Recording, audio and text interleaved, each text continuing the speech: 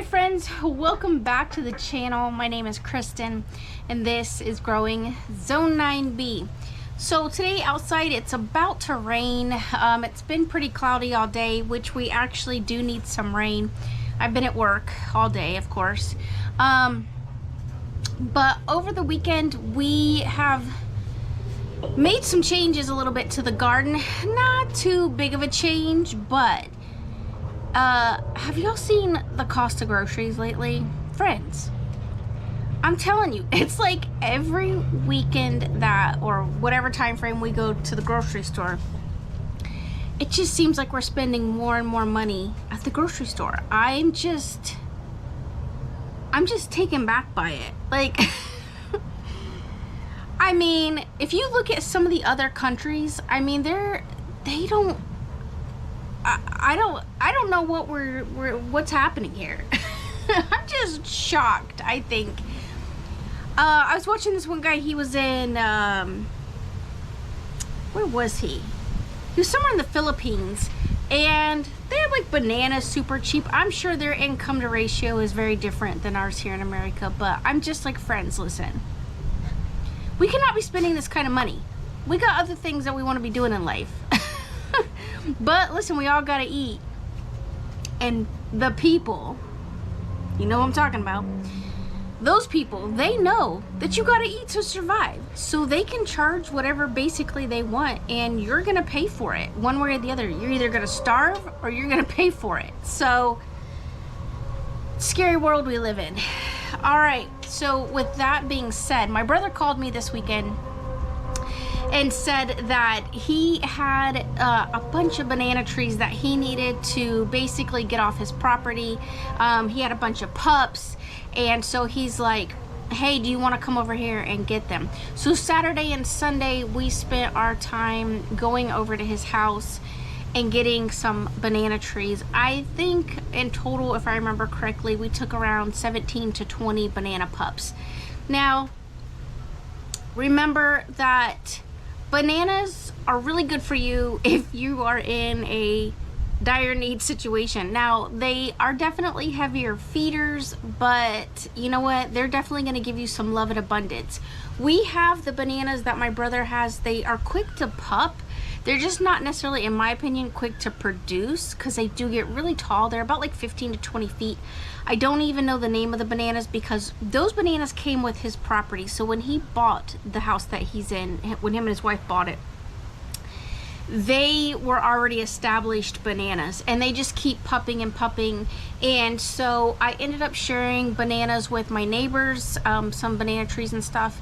And that's what you got to do, friends, is start encouraging your neighbors and people that are around you to also be growing, because the more you can get food on their properties as well as your own, when something goes down, whether you're sick, whether it's, you know, you just don't want to spend that kind of money, you want to be more self-sufficient, whatever it may be, you will be able to not have those people be reliant on you. Because if they see bananas hanging and they've got children to feed or pets to feed or other family members they're trying to help take care of, then you know what, you're going to be supplying them with food because they're your allies basically. Because if something goes down in your neighborhood, listen, you got to rely on your neighbors to kind of help support you and take care of you in certain ways. Like maybe they'll be on watch when you're sleeping or vice versa. You got to build a community around you. And I'm not saying that's what it'll come down to, but there's a lot of good reasons why right now in this economy, why people should be growing. I have seen so many videos lately that are coming up in my like profile that are like people complaining about the cost of food and groceries, and especially the elderly. Here in Florida, we actually do have a lot of older folks within our communities, and they're living on Social Security.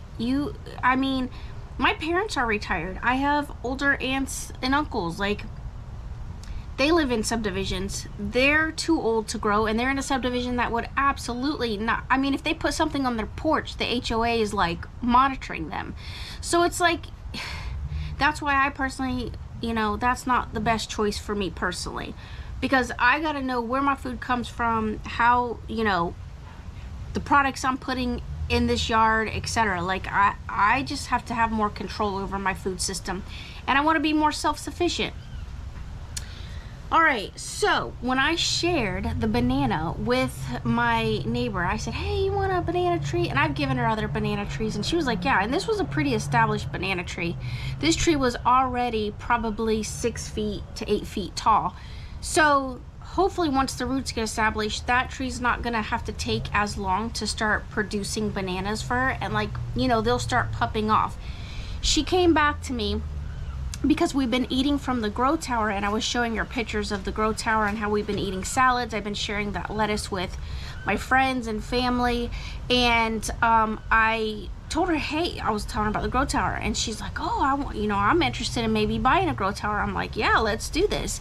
So I gave her all the info on the grow tower, and I shared a head of lettuce with her from the tower, and she came over and brought me some peaches from her tree.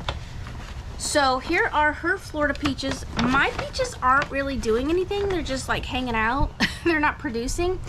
I've been eating from them, but this is what's left. They're not giant. Obviously you can see that they fit in my hand, but they are producing, and that's what you want, friends. You want something that's going to produce here in Florida in the heat, withstand cool weather. So her peaches are from a tree. It's called a tropical beauty peach tree. So I was so amazed at how much she told me that she had like 60 to 80 fruits, and this is year 1 or year 2 that it's actually produced. Like the first year it didn't produce that much, and what it did produce, she was saying that the squirrels got to it. So this year she bought like a net from Amazon, and then she put it over the tree. The tree is still like not at, you know, big, because you can kind of manage a tree a little better. You can trim it back and just kind of bonsai it, as I would say. Obviously not that little, but you know, just maintain it. And she's able to put that net over it. So this year the squirrels did not get to it, and she got a bunch of peaches, and she came over and shared. And like I said, I've been eating these peaches. They're absolutely delicious. They're not giant. They're more like the size of what you would see in the grocery store, as like maybe like a large plum. But hey, fruit is fruit, and there's so much that you can do with it. So what I want to do today is I want to show you all kind of where we've put more bananas, because you know, you got to find spaces in your garden to be growing as much as you can. So I'm going to take you guys outside and show you where we decided to end up putting these fruits. All right, so right now we have some beautiful sunflowers that are coming through. I just planted them randomly. I normally plant these in the fall, but you know what? I wanted some beauty in the garden, so I just kind of threw these in over here by the tomatoes. We have some more that are starting to come in. But as you can see here, we have our bananas. These are the Cavendish dwarf bananas. Right here there are 3. I really should take one of them out. This is what I'm talking about, that they pup off, but they do really well in my Vago grow beds. And you can see I have some over here, and then there's some over here in the back. Now over there, I think that's my red or blue banana. I don't remember which one that is, but nonetheless, we've definitely got some banana trees growing in the garden.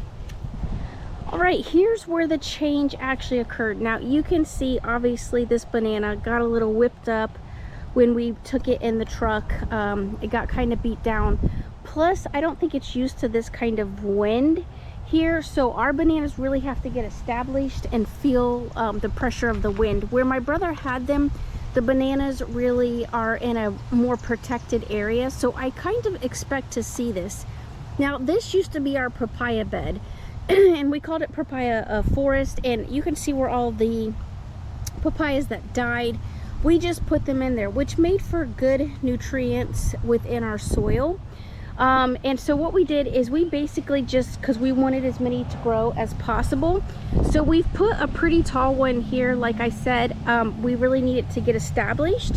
We put a baby right there, 2 other babies there, 1 here on this back side. Basically, we've kind of just like walled this in.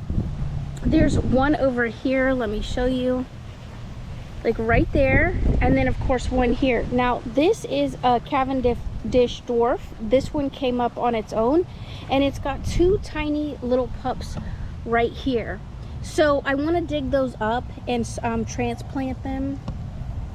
Now, so over here, my guava that I thought had died, which it did die, but the roots didn't die, so it's starting to actually come back. That's been the problem, is as soon as a cold snap comes, it just basically dies off, and I never really get any fruit out of it. So, but that's okay. I ended up hoping that there might be some protection if I put a banana here, which will obviously pup, and then I ended up putting basically, you can see a taller banana back here. I figured this is an area that, number one, is going to get watered, and number two, I can add definitely some nutrients to it. So I'll be paying more attention to these bananas. Right there is a kumquat, and so, you know, this is now going to be like a banana area, which I'm completely fine with. Right here, I have decided to put in a little tiny banana right there, hoping that it will take off in this area, and then we will be able to kind of maintain it. And it's right over here in this area where we have our grapes. Our grapes are definitely starting to come in. This little plant is pretty much loaded in grapes. And obviously you guys know that my other plant that's up there by the swing is like also loaded in grapes. That's the kind of stuff that you want to be growing, so that way you know that you have plenty of food, and you know, you can kind of help support yourself. I mean, look at them, they're just coming in everywhere. Again, you want to be careful when you're sticking your hands in these areas, because oftentimes you will have snakes that, at least where I live, there will be snakes that want to come in and kind of take over and wait for a little bird to land and just take over and basically get birds.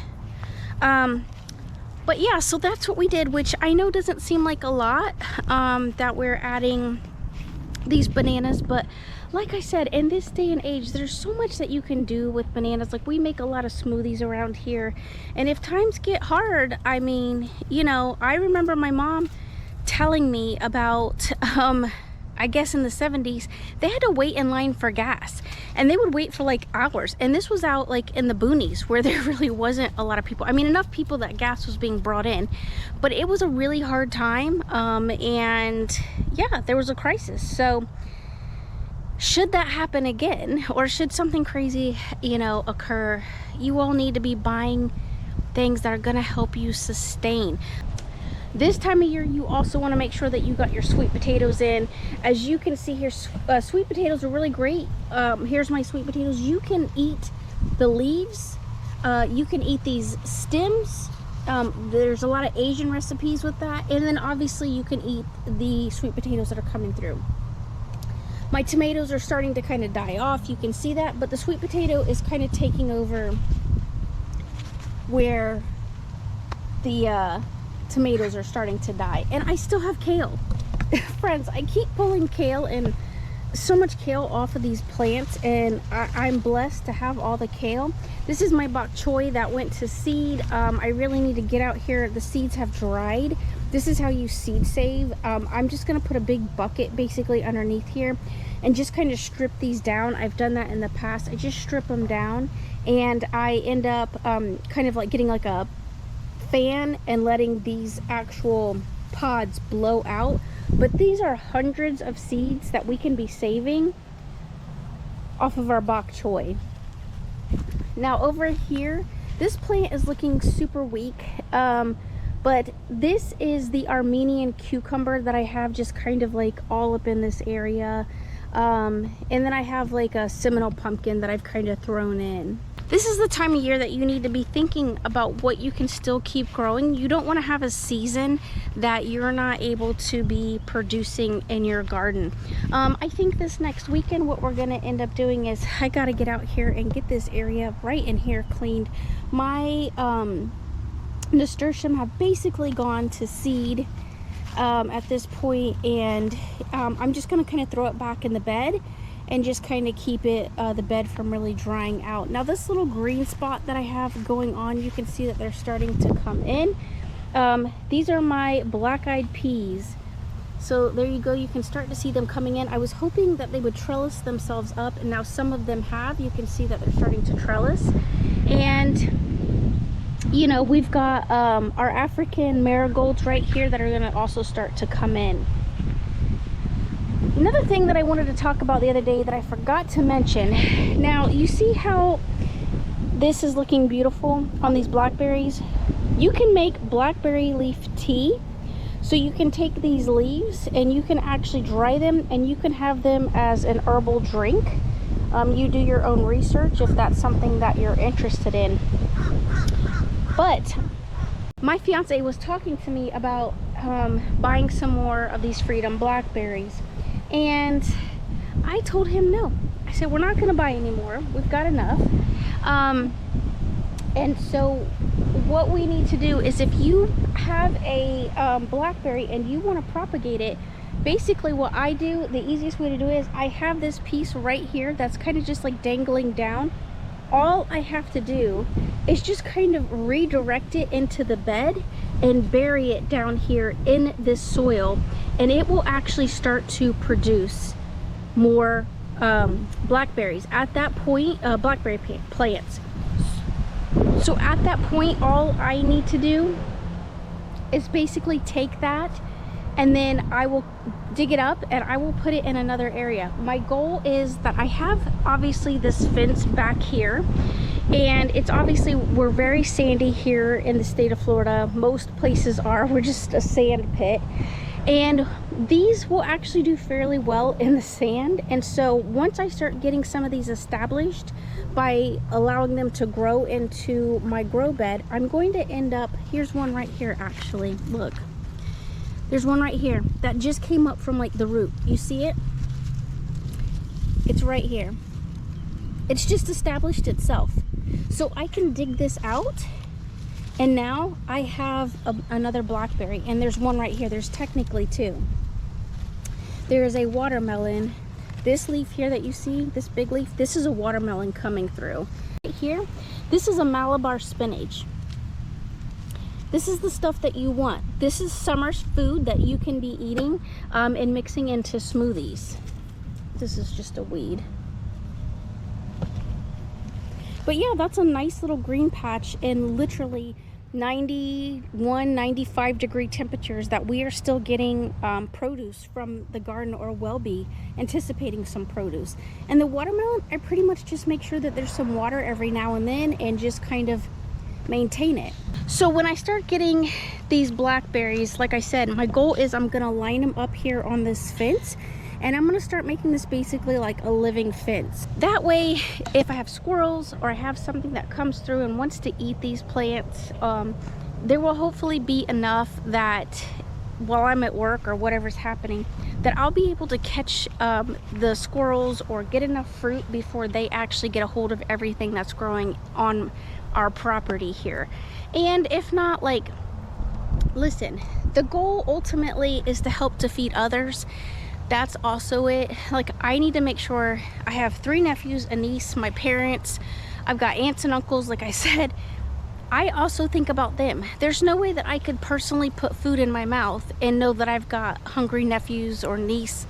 That's just not the person that I am. I will go without before they do, and my dogs as well.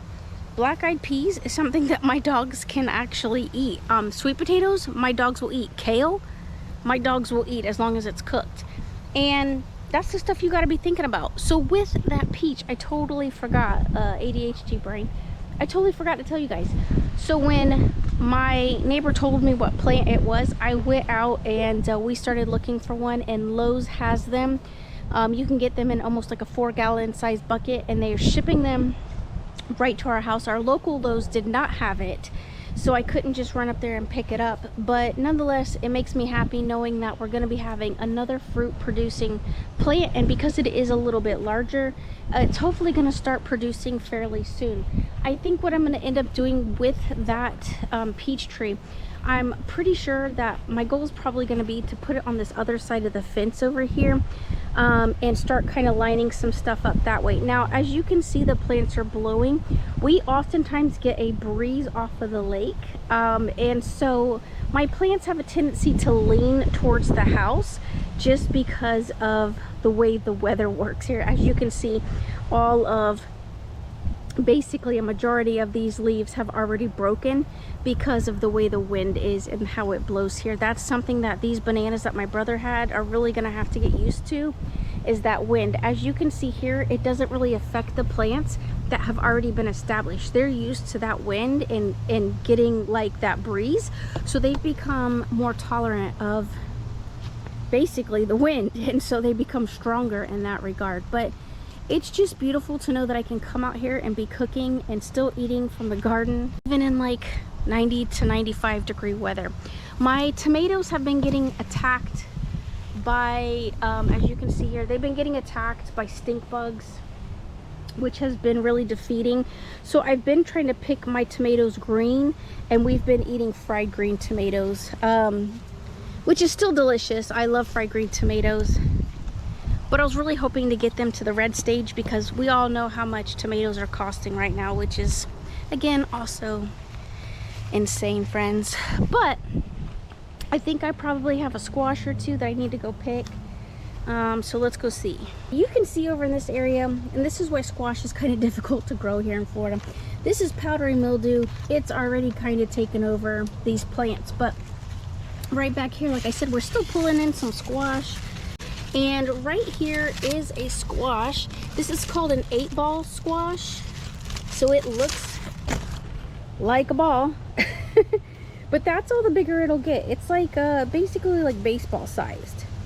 But that's gonna be a nice little squash. Every little bit that you can try to grow. I have one over here. It's looking a little bit like a pickle. But that's just because of the way watering is here. Sometimes your squash will look a little funky. I have a regular squash back here. Look at that. Oh, let's get that one while we can, before something gets it. Ooh, or I damage it. Oh, there you go.